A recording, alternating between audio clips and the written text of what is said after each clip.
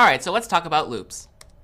So loops are kind of cool because they allow your program to execute lines of code over and over and over repeatedly without having to copy and paste or otherwise repeat them. There are three major kinds of loops in C, and you'll probably have occasion to use each one as you progress through CS50. Some of these loops are pretty familiar to you from scratch, so again, as we did with conditionals, we'll put them up side by side if there is an analogy that we can draw. First is forever from scratch, which compares to while true.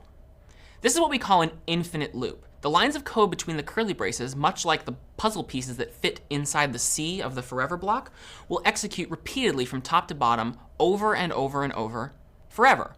After all, if you recall from our discussion of Boolean expressions, true is always true.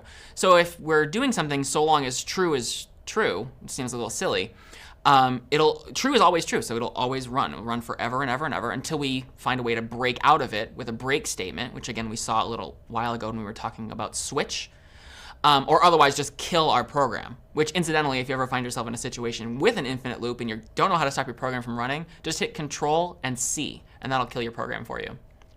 But this again is called an infinite loop. It is a loop that will run forever. Now, while loops are not always infinite, we can also replace the Boolean expression with something a little more useful than just true.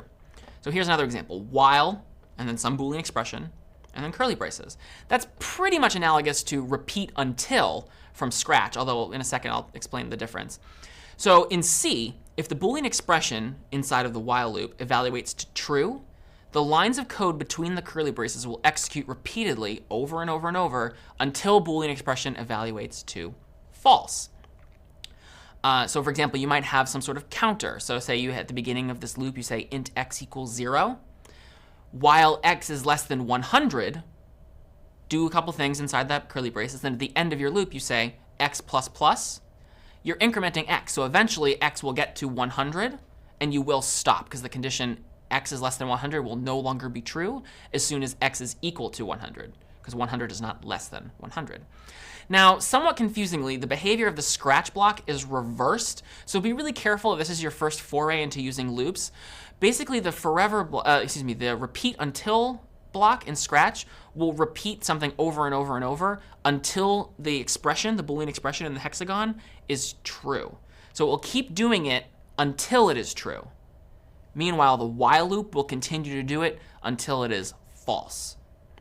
So they're quite similar, but there's that little distinction just to be careful of, especially as you make your first foray from transitioning to Scratch into C. The next kind of loop is actually pretty similar. It's called a do-while loop. This loop will execute all of the lines of code between the curly braces once, and then it will check the Boolean expression. If the Boolean expression evaluates to true, it'll go back, and it'll repeat that process over and over and over until the Boolean expression evaluates to false. So this loop, unlike a while loop, is guaranteed to run at least one time. This can be pretty useful. Lastly, we have a for loop. For loops are kind of syntactically unattractive, and there's a lot going on here, so bear with me as we try and break these pieces apart. Generally, the use case of a for loop is you want to repeat something a specific number of times. In this example here, I have the repeat block from Scratch, which is analogous to the for loop in C, repeating something 10 times. And the for loop on the left there, which is a for loop that would do the same thing. This would go 10 times. We're counting from 0. We increment I each pass through the loop, and we keep doing that until I is less than 10. So what happens? There's a whole lot of code there. Let's break it down into what is happening step by step as we dig through a for loop. The first thing that happened is the counter variable is set, or everything to the left of that first semicolon inside the parentheses is executed. In this case, we are saying int I equals 0. We're declaring a new variable called I. That variable is of type integer, and we're saying the value inside that variable is going to be 0. The second thing we do is we then immediately evaluate the Boolean expression. The Boolean expression is in the middle of the two semicolons. I is less than 10. That's true here, right? We just set I is equal to 0, and so 0 is less than 10, and so that condition is true, and we will now proceed to execute the body of the loop. If it was false, if, for example, I had said, instead of I equals 0 there, I had said I equals 15, int I equals 15. Well, 15 is not less than 10, so we would never enter the body of the loop because the Boolean expression there would evaluate to be false. After we go through from top to bottom and we encounter that closing curly brace, a third thing happens. The counter variable is incremented, or rather, the lines of code or the statements after the second semicolon inside of the for loop's parentheses is executed. So we start out by saying int I equals 0. Then we check whether or not the Boolean expression is true. 0 is less than 10, so it's true. So we're going to proceed into the body of the loop. Things will happen inside the loop, and when we encounter that closing curly brace, the next thing we do is we say I++. So I was 0, now I is 1. Then we again check the value of the Boolean expression in the middle. 1 is less than 10. So we'll go through this process again and again. We'll finish the closing, we'll get to the closing curly brace again. We'll increment I from 1 to 2, then from 2 to 3, and so on and so on and so on until eventually I's value becomes 10. Is 10 less than 10? No. Counting from 0, we've gone through 10 iterations of the loop. We've repeated 10 times, just as we did in the scratch block. And so that's basically the process for a for loop. Now, taking away the actual code and putting it in some sample, just some basic general statements, here's what happens. All of the statements in start are executed first. You might have more than one. Then the Boolean expression is checked. If the expression evaluates to true, execute the body of the loop one time. If the expression evaluates to false, we're done. We don't execute the body of the loop at all. After we've executed the body of the loop one time, we then do what is in the increment part there, which is usually going to be something like I++ or something like that that modifies a counter variable. Then, after we increment, we check the expression again, and we repeat those steps over and over and over until the expression is no longer true. So what are the use cases for a loop? You use a while loop when you want a loop to repeat an unknown number of times, but it possibly might not run at all. A really common example of a while loop being used is to run the control flow for a game. You might not know how long the user is going to be playing, but you want to keep doing the same thing, updating the positions of various sprites on the board. You want to keep things moving at all times, but you don't know when the user is going to stop playing or when they're going to run out of lives. So a while loop is really good for something like that. That's a good use case.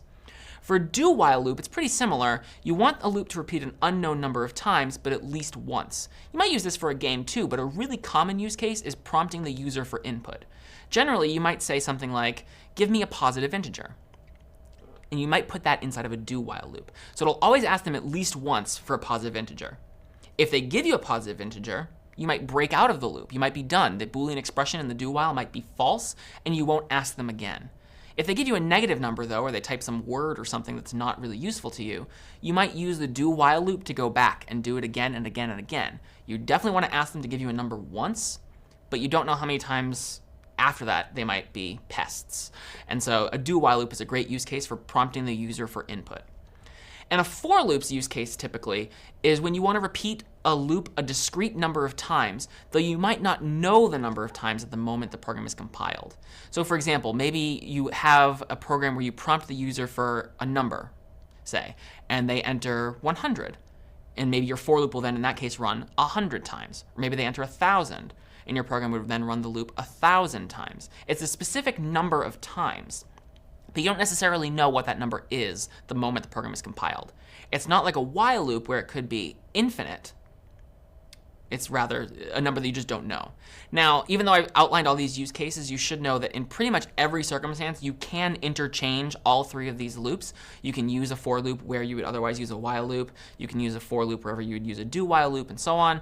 It can be a little tricky sometimes, so generally it's a good practice to adhere to a typical use case. Use a do while loop if you want to do something once at least. Use a for loop if you want to do something a specific number of times. After all, that's why there are 3 different kinds of loops, so that they can be used in the right context.